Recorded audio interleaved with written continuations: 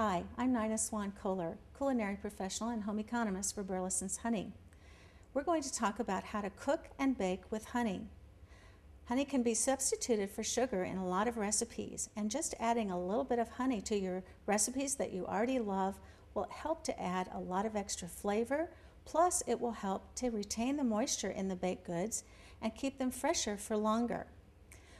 Most recipes that call for 1 cup of sugar, we can actually substitute 1/2 cup of sugar, and then we'll also add 1/2 cup of Burleson's honey. And that will equal the 1 cup of sugar in most of your recipes. In addition, when we add honey to recipes, we like to add a little bit of baking soda to the baked recipes. So we normally recommend 1/2 teaspoon of baking soda for each cup of honey used in the recipe. Because honey is a liquid, we'll also need to reduce the amount of liquid called for in the recipe. For example, if a recipe calls for 1 cup of milk, like in a cake or bread or muffin, we would reduce it by about 25%.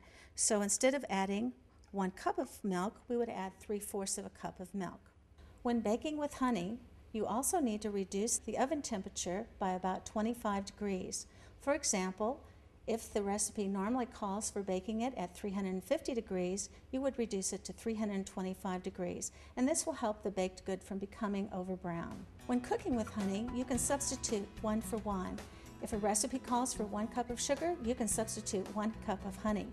However, honey is a little bit sweeter than sugar, so you might be able to get by with less. Just remember, when cooking and baking with honey, to have fun in the kitchen and enjoy.